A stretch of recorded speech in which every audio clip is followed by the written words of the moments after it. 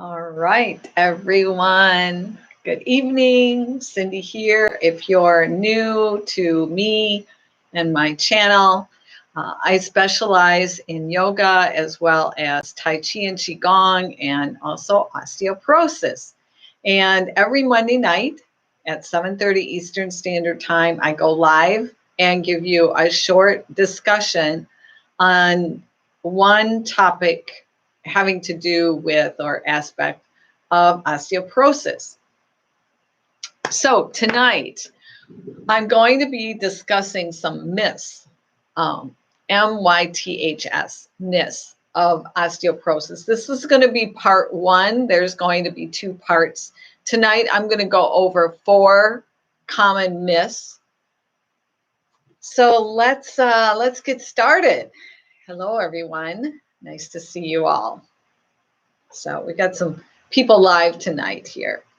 So if you come in live, let me know that you're out there. You can tell me where you're from and anything else you want to let me know. And of course, if you have any questions, I always take questions every Monday night live. So if you have questions about osteoporosis or health in general, I am more than happy to answer questions for you. So got this document here that I'm going to be referring to. So myth number 1, osteoporosis is a disease. So what do you think? True or false? It's actually false. Technically, a disease is considered something that takes over or hijacks your body. So in other words, a virus, a bacteria, fungus, abnormal cells such as cancer cells, something like that. So technically, osteoporosis is really not a disease. It's a condition. So first myth buster is false. Second myth, taking 1,200 milligrams of calcium supplement will build strong bones. So again, technically, this is false. Taking calcium is only part of the nutritional supplements that are necessary for building strong bones. And in a previous talk that I did, I talked specifically about foods that are high in calcium. And so if you haven't had the opportunity to look at that video or watch that video, I'd strongly recommend watching that video. So other nutrients that are just as important is magnesium, vitamin K2, vitamin D3. These are a few of the other supplements that are necessary. But more than that, one of the other things that you should know is taking too much calcium can be detrimental and prevent bone health.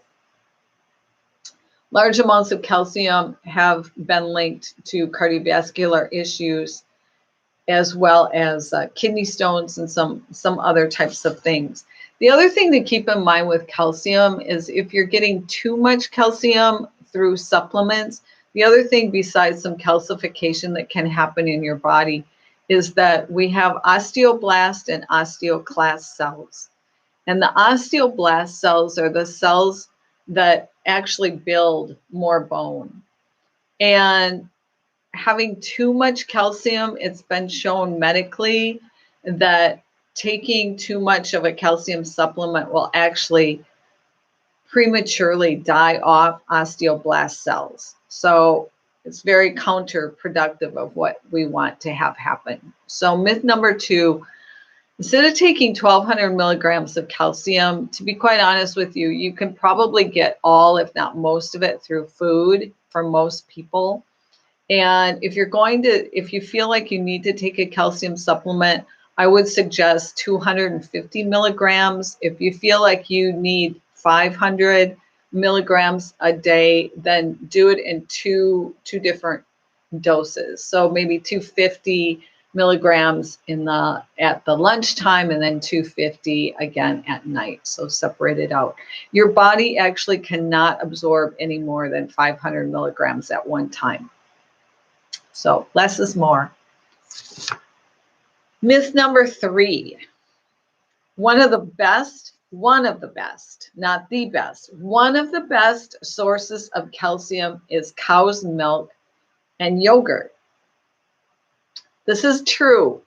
However, many people are lactose intolerant, and there may be other foods that are high in calcium that may be better alternatives. So some of these include your nut milks like almond, hemp, that sort of thing. Also kale, any green leafy vegetables are usually high in calcium. Sesame seeds, especially black sesame seeds, are high in calcium. Chia seeds are high in calcium.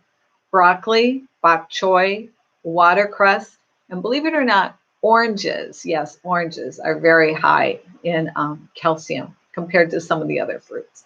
So those are some of the other foods that are high in calcium. So if you are intolerant of dairy products, cow's milk, goat's milk, that sort of thing, you can still get the calcium that you need through other foods. And myth number 4. So this is the last one that I'm going to go over tonight. And this one I'm probably going to get maybe a little bit of flack from. So medicines like Boniva and Fosamax will reverse my osteoporosis.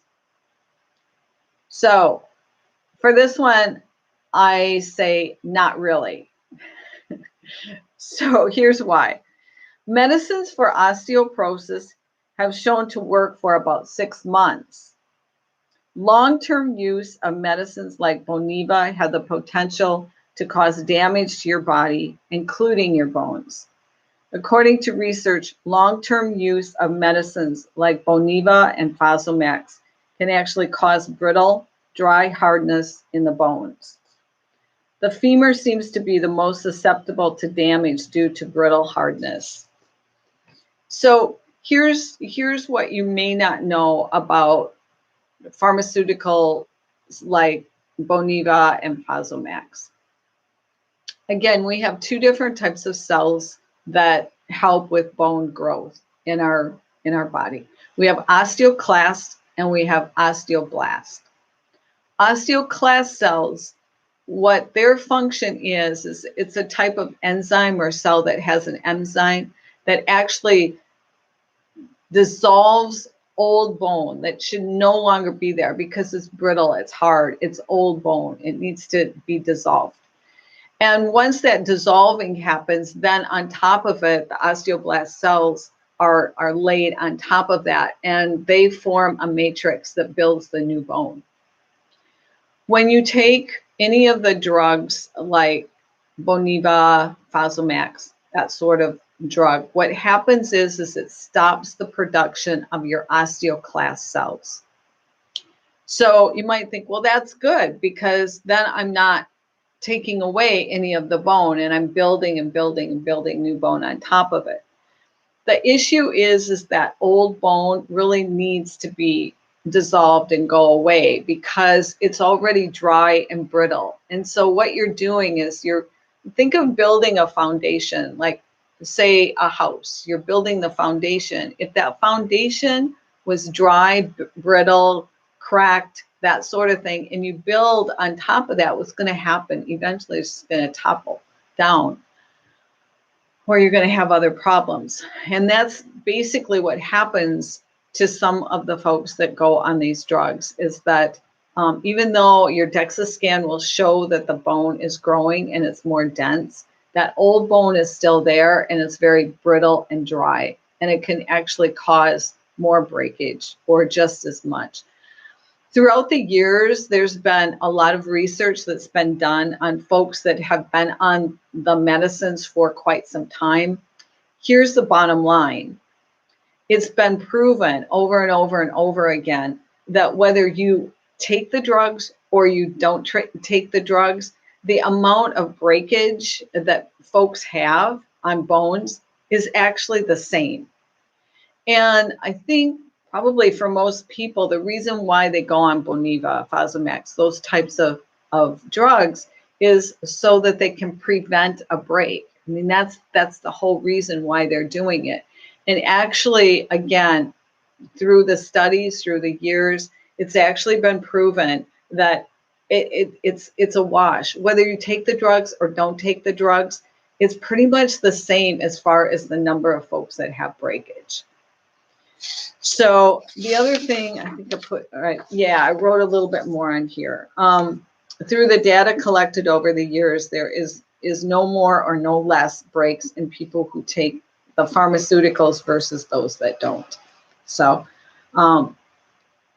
so I'm not saying not to take the drugs. I mean, everybody has to make their own choice. I am certainly not a doctor. I'm not diagnosing. I'm not prescribing. You have to decide what you think is best for you.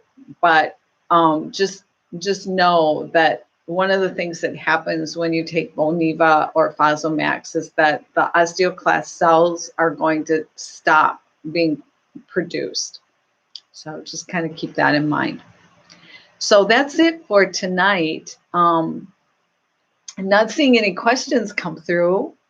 I'm seeing a few people online, so thanks for joining. So next week, what I'm going to do is I've got 4 more myths that I'm going to go over with you next week. And then also just a couple of things. If you look down below, I've got some links there that are free things on my website. So one of those is a masterclass. It's a video series on osteoporosis. So if you're interested in learning more about osteoporosis, a lot of people that go through that masterclass, and again, it's free. There's no obligation to buy anything. It's completely free.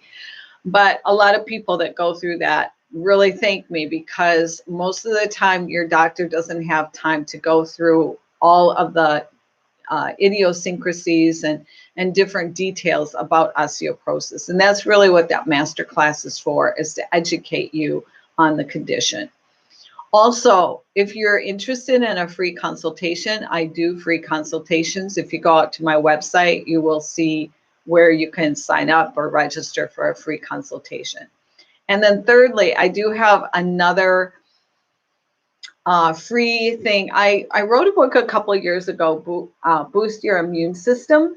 It's 7 steps to start today to regain your health and prevent disease. If you go out to my website, instead of buying my book, you can actually get a free copy, free digital copy online.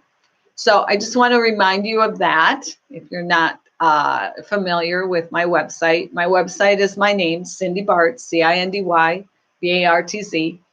And if you haven't subscribed to my channel, go ahead and subscribe, because I do videos quite often.